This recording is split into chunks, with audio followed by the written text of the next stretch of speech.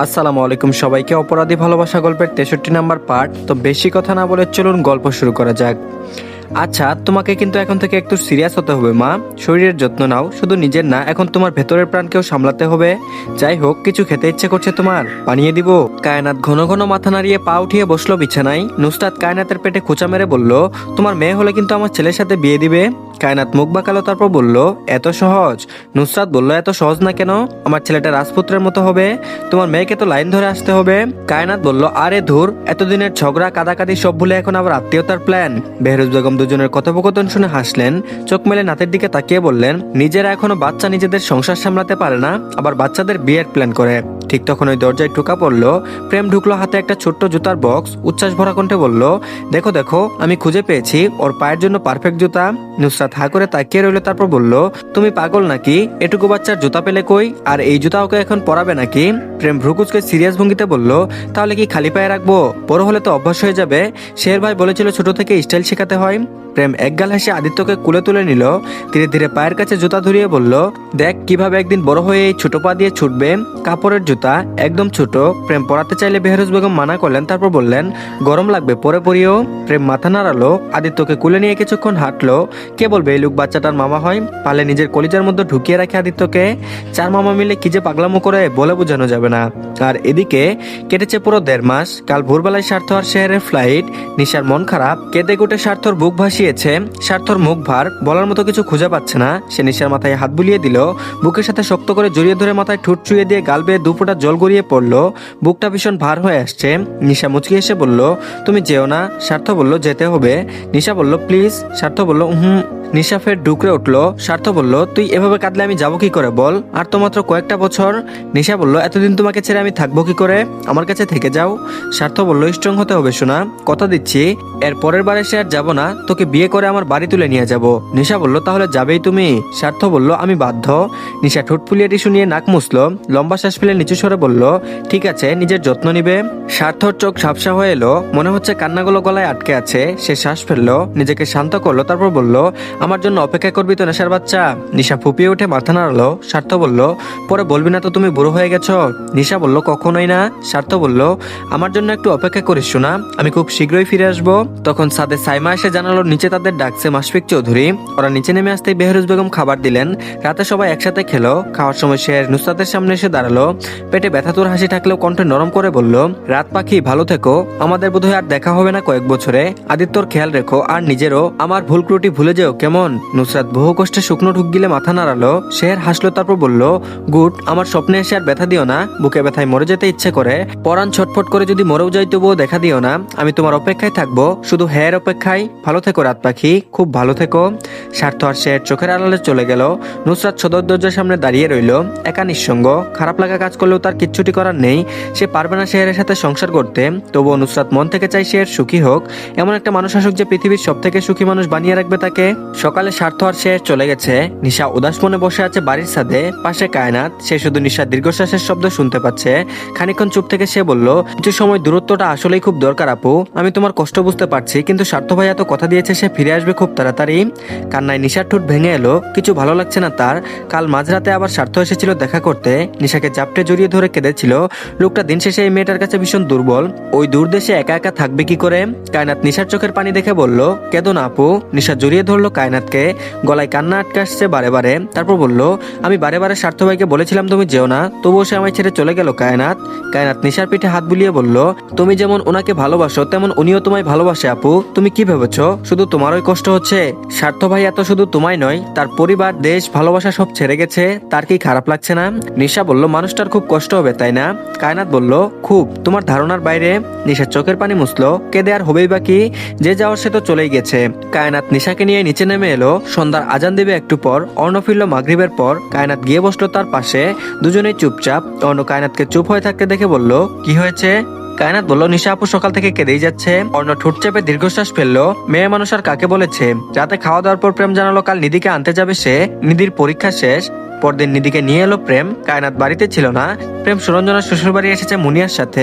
এসে দেখলো খোকনের পরিবার বেশ ভালো, তবে সুরঞ্জনাকে দেখে মোটেও সুখী মনে হচ্ছে না তার। মেয়েটা কেমন ঠোঁটের কোনায় জোরপূর্বক হাসি টেনে রেখেছে।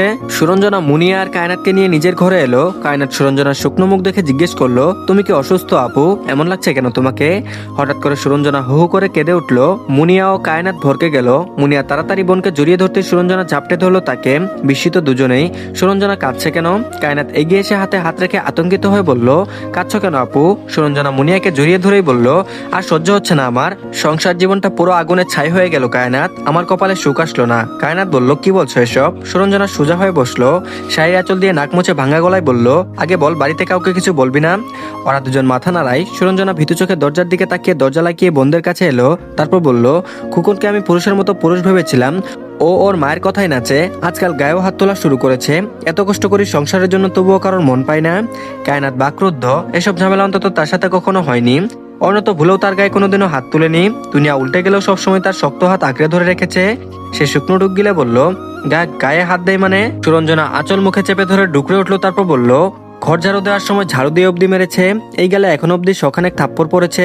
শুধু শুধু গায়ে হাত তুলেছে। রান্নায় লবণ কম হলে ওর মা চিৎকার করবে আর বাজে ভাষায় গালাগালি করবে, আর সেখান থেকেই শুরু হবে মারধর। একটা মানুষ ওকে আটকাতেও আসে না। ছোট ছোট ব্যাপার নিয়ে অশান্তি সৃষ্টি হয়।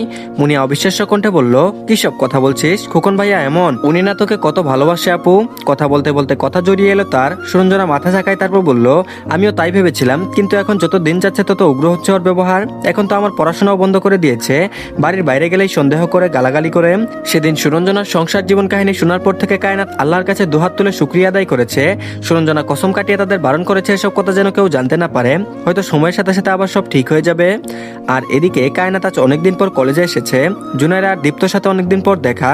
কলেজ মাঠে তিনজন একসাথে বসেছে। দীপ্ত অবিশ্বাসের চোখে এখনো কায়নাতের দিকেই তাকিয়ে আছে। জুনাইরা বাকরুদ্ধ কায়নাতের কথা শুনে। এতদিন পরে এসে কায়নাত জানাচ্ছে সে মা হবে। আদৌ এটা বিশ্বাসযোগ্য? দীপ্ত বলল, তোমার হাজবেন্ড চলে গেছে? কায়নাত বলল, গিয়েছিল, আবার চলে এসেছে। দীপ্ত বলল, বাহ, কি সুন্দর ভালোবাসা। জুনাইরা মাঝ থেকে ওদের কথা কেটে বলল, তোর ভালোবাসা নাকি চাই? কায়নাতের হাজবেন্ড না ওকে মানতো না, তাহলে এসব কি? কায়নাত মুখ কালো করলো। তারপর বলল, একদিন না একদিন তো বিয়েটা মানতেই হতো নাকি? জুনাইরা বলল, যাই হোক, তোমার গুণধর স্বামীকে কি দেখার সৌভাগ্য আমাদের হবে না? আমাদের বাসায় গিয়েছিল সেদিন, আমি ওনাকে দেখতে পাইনি। আম্মুর সাথে কথা বলে চলে এসেছিলেন তিনি। কায়নাত বলল, আজ উনি আসবেন আমাকে নিতে। কলেজ ছুটির পর কায়নাত দীপ্ত আর জুনাইরাকে নিয়ে কলেজের বাইরে বের হলো। রাস্তার ডান দিকে বাইক নিয়ে দাঁড়িয়ে আছে অর্ণব, হাতে ফোন। সেটার দিকে ভ্রুকুচকে তাকিয়ে কি যেন করছে। কায়নাত ওদের দিকে এগিয়ে গেল। অর্ণব ফোন পকেটে রেখে জুনাইরার দিকে চোখ যেতেই ভরকে গেল কিছুটা। তীক্ষ্ণ চোখে সে অর্ণর দিকে তাকিয়ে আছে। কায়নাত জুনাইরাকে অমন করে তাকিয়ে থাকতে দেখে খুক খুক করে কেসে উঠল। ওদের সাথে টুকটাক কথা বলে কায়নাত বাইকে উঠে বসলো। বিদায় নিয়ে বাড়ির রাস্তায় গাড়ি ঘুরতেই কায়নাত বলল, ও জুনাইরা যে আপনাকে সাবান ছাড়া সারাদিন ধুতে থাকে? অর্ণব বিস্মিত কণ্ঠে বলল, হোয়াট? কায়নাত বলল, আপনি আমাকে আগে সহ্য করতে পারতেন না বলে ও আপনাকে দুই চোখে সহ্য করতে পারে না। অর্ণব বলল, ইডিয়ট, তুমি এসব তোমার ফ্রেন্ডের সাথে শেয়ার করতে? কায়নাত বলল, করতাম না, কিন্তু মাঝে মাঝে একটু বলতাম। অর্ণব বলল, বেয়াদব মহিলা। অতঃপর এভাবেই কাটছে দিন। অর্ণ কাজ বাদ রেখে সারাদিন বউ নিয়ে পড়ে থাকে। সময়টা শীতের কাছাকাছি। এপ্রিলের 19 তারিখ আজ, শুক্রবার। কেটেছে কয়েকটা মাস। কায়নাতের পেট এখন বড় হয়েছে। সে কারোর সাহায্য ছাড়া উঠতে বসতে পারে না। তার প্রেগনেন্সির প্রথম থেকে অর্ণ সবকিছু থেকে নিজেকে সরিয়ে রেখেছে। এই যে 8 মাস কেটে গেল, এই 8 মাসের একটা দিনও সে অফিসে যায়নি। বাড়ির বউয়ের সাথে সাথে ছিল। কায়নাত ভীষণ অবাক হয় মাঝে মাঝে অর্ণকে দেখে। কতটা ভালোবাসলে একটা মানুষ এমন করে? কায়নাত বাগানে হাঁটছে আর এক মনে এসব ভেবে চলেছে। পরনে গোলাপি রঙের ঢোলা জামা, ওনা মাথায় পেঁচিয়ে কোমরে হাত ভর করে হাঁটছে। অর্ণ বেতের চেয়ারে বসে কফি খাচ্ছে আর আর চোখে কায়নাতের দিকে খেয়াল রাখছে। তারপর বলল, একটু বসো পাশে। কায়নাত তাই করলো। অর্ণর কাছে এগিয়ে যেতে অর্ণ পাশে বসিয়ে দিল ওকে। কায়নাত মুখ দিয়ে শ্বাস দিচ্ছে।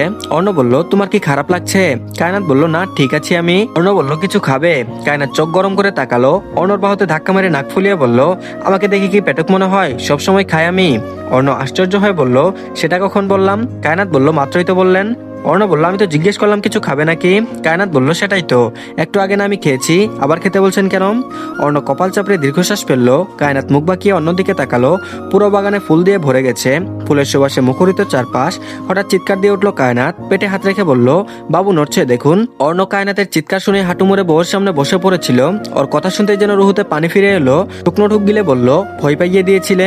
তারপর কায়নাতের পেটে হাত রাখলো। বাবু নড়ছে। অর্ণর গম্ভীর মুখে মুচকি হাসি ফুটলো। মুখ এগিয়ে এসে পেটে চুমু খেলো কয়েকটা। সেখানে ফিসফিস করে বলল, আমার লক্ষ্মী কবে বাবার কোলে আসবে? আপনার বুঝি মায়ের পেটে থাকতেই ভালো লাগে তাই না?